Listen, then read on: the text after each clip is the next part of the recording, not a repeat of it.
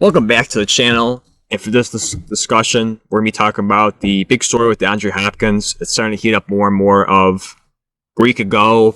Same thing like Oil Beckham. We're all speculating where he could possibly go. As you see on screen right now by Dov Clement. This is an update. Says DeAndre Hopkins isn't a consideration for the Patriots at this point. Now, I still think they are a team to look for or to watch to get Hopkins. I thought like the last few days, keep hearing, I heard more and more. I thought this could be a big trade for them, especially getting Juju and getting an elite receiver still, even with his age. An elite receiver for Mac Jones. I think they could really turn that offense around for him. But I think the big thing too is just the cost of him. For trade and also his contract. He is set to make $30 million this year, and it's definitely gonna be tough for a lot of teams to kind of go, try and consider.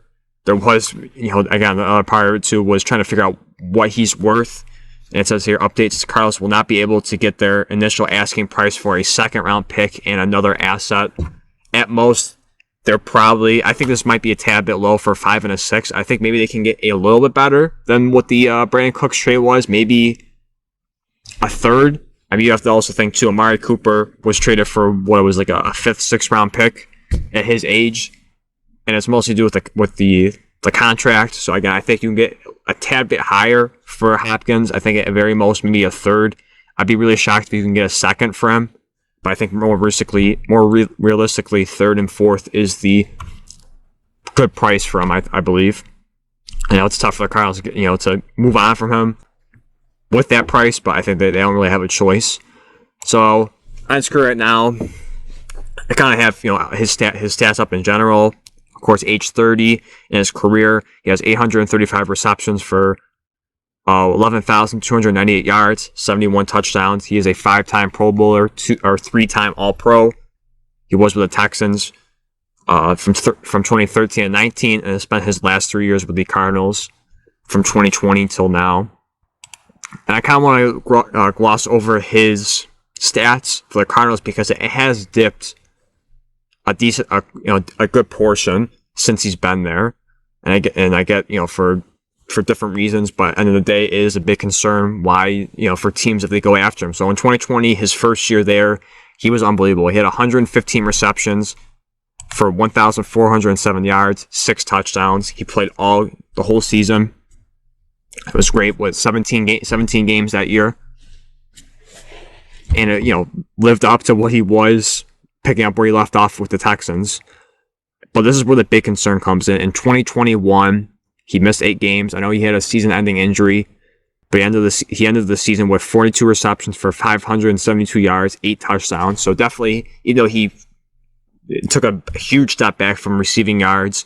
He really made up for touchdowns, was still a huge factor with 8 having more than his great year in 2020. But then going to next season or this past year in 2022, he was suspended for PEDs. So in total, he only had 64 receptions for 717 yards, 3 touchdowns, and he missed 9 games that year. Again, pretty good stats for missing 9 games, but again, you're seeing especially his absence really start to catch up along with his age. He has missed 17 games in the last 2 seasons, that should be a big concern, again, with his age and also his cap hit. He is set to make $30 million this year. And in 2024, $26 million. So, kind of with all that being said, I want to discuss the destinations where you can go. And for some of these are going to be rentals, and other ones they could extend them, maybe. But again, I would slightly lean towards rentals, just because of his high cap, and I think also too he'd probably be looking for more money, even if when his contract is up. So number 1, I do have Kansas City because they do need a number 1. They lost Juju Smith. Not saying it's a huge loss. They still have Kadarius Toney, Sky Moore. They're, if you want to say, overall number 1 weapon on the team, Travis Kelce. But I think they still need to find a replacement for Tyreek Hill. They still need someone to fill that void of Tyreek Hill, and no doubt Hopkins can be that. I'm not saying that Hopkins is at this point in his career as good or better than Hill, but no doubt that would be a huge upgrade than what they had since he's gone. And how I make a big thing about that. It's only been just me leading up to his second season without Hill, so I don't want to make it seem like Mahomes has been playing with nobody for a long time. But no doubt that he would fill the void for Hill and definitely take that offense, which we thought was going to take a step back last year, was unbelievable and ended up winning the Super Bowl. There's no doubt that would make that offense much better. Going for number 2, I have the Bills. And if you see on Twitter, especially for us, for my Bills on our sports pages, it's definitely been heating up for the conversation of Hopkins coming here. Of course, for Von Miller, he's been training with a few other older players with Derrick Henry, Hopkins, and so forth. So anytime that happens, it's going to be in the discussion. Of course, Derrick Henry was in conversation to potentially land with the Bills, and now we are on to the Hopkins rumors with that too. Again, what can the Bills give up for this? Because they are in a tough cap situation for his contract, similar to what the Chiefs are. But one thing, too, is a player we might be able to trade in return is maybe Ed Oliver. He's been kind of putting out cryptic messages for his I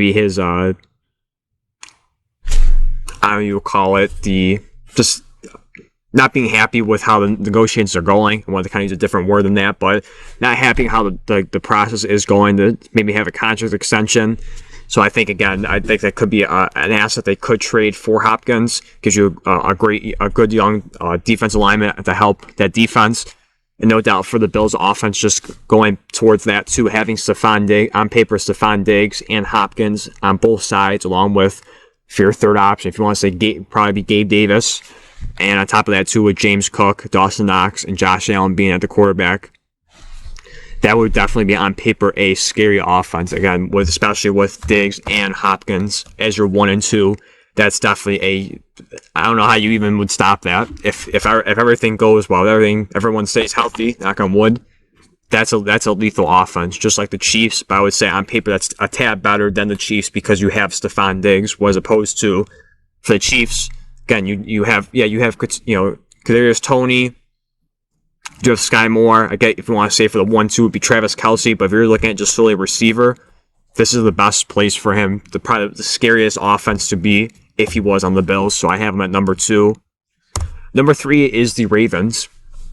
Again, this is probably gonna be post Lamar era because today it came out that he has a representative, a non-certified NFLPA person trying to help with his negotiations, which is against the rules to begin with. But he has stated that Lamar is done. He's over with Baltimore. So it seems like more and more a slim chance that Lamar will be with the Ravens this upcoming season. He's also said that he's not asking for a fully guaranteed contract. Now, what is that contract? The money he's asking for still? I don't know. But I think with that, it might help him a tad bit to move on from Baltimore. But if we are going to say that he does stay and you want to try to mend that relationship with him, I think definitely going out and getting Hopkins for him and getting him his best receiving option outside of Mark Andrews, of course, but looking for wide receiver, the best option he has. And I think also, too, that you shouldn't stop there. You should go in the first round and draft another one. In my mock draft I put out a day or two ago, I did have Jackson Smith going to them. So I think with Jackson Smith and Hopkins, that is a great 1-2. But I think definitely for Lamar, if you want to amend that relationship, again, I know it's high money because especially depending if you are able to re-sign Lamar and keep him in Baltimore, it's a big money. Again, $30 million for this upcoming season, $26 million next year. But it definitely gives you at least for 2 years, a great option to potentially put you over the top. Number 4, I have the Giants. Once again, adding pieces around them. They did go out and they traded for Darren Waller, but you still need a great wide receiver at that position. I think overall you're still lacking in that department, and no doubt getting Hopkins would be similar to Stephon Diggs, I guess for personal thing, Stephon Diggs for Allen, or AJ Brown for Hurts, or going to the draft at least, Jamar Chase for Joe Burrow. No doubt this would be the same, a similar situation for that, surrounding him with elite talent. With Darren Waller, if he can stay healthy, he's one of the top tight ends in the league. And Hopkins, even with his age, he's still regarded as up there. So again, surrounding Mac Jones with that talent and trying to really, again, what I said before in previous videos, accelerate the process of figuring out if Daniel Jones is your guy. Number 5, I have the Panthers because you have big cap space. You just signed Adam Thielen, and this is going to help you with your franchise quarterback with the first overall pick, whoever that may be, CJ Stroud or Bryce Young, or even a wild card I saw thrown out there too, Anthony Richardson, whoever is going to be picked at first overall. Getting him the best talent around him as possible is the best way to do it. Get Thielen. You already have Thielen. Get Hopkins. So you're already set for your 1 and 2. I get for age-wise, it's a little bit concerning because they are up there. And for running back, yeah, you just got Miles Sanders. So I think if you were able to add Hopkins to that team, again, whoever we presume for right now, CJ Stroud, but again, it could be Bryce Young or Anthony Richardson, whoever it may be, definitely helping that guy, that first overall pick, with that talent around them to help him develop much faster and get more comfortable, I think is the best spot for the Panthers to throw out there, build quickly, and then you're not stuck being a bad team for a few years, and then you kind of maybe have question marks if he wants, if depending on how bad the situation is, that he might want to move off of the team or whoever that may be at quarterback. So at 6, I still have the Patriots. Again, going back to what Dov Clement posted, it says there he isn't a consideration at this point. That's the key. That's the key 2 words. At this point, I still think he's going to be on the radar, no doubt.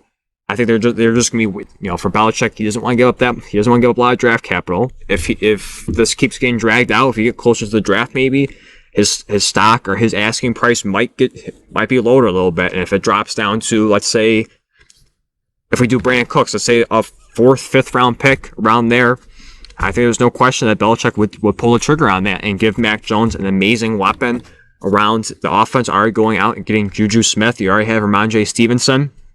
You did lose Damian Harris, but that's not a big loss to begin with for them overall with still Stevenson, but no doubt for the wide receiver position. Again, having Juju as your 2, Hopkins as your 1, and then for the tight end, you still have Hunter Henry and now the newly acquired Mike Gesicki. I think it's really going to help him turn around his 3rd year as opposed, and really be much better in his 3rd year than his controversial 2nd year. Though I don't put a lot of blame on him because it's tough to have to succeed when you have a defensive coordinator playing offensive plays. But I think getting Hopkins to the Patriots and helping Mac Jones, just like what I said before, for the first overall pick, whoever that may be, for Daniel Jones, trying to accelerate the process and helping you find out, is Mac Jones your guy, and taking away that excuse of, all right, you have the pieces around you, now you have to step up. In your rookie season, you took us to the playoffs. Your 2nd season, how you want to, whether you think it's valid or not for the coordinator spot, but he took a step back. He didn't play well, and there was even talks for Devin McCourty when he was on a interview of players were divided if they wanted Mac Jones or Bailey Zappi. So this would be a pivotal moment if you got Hopkins to figure out finally, is he your guy or do you want to move off of him?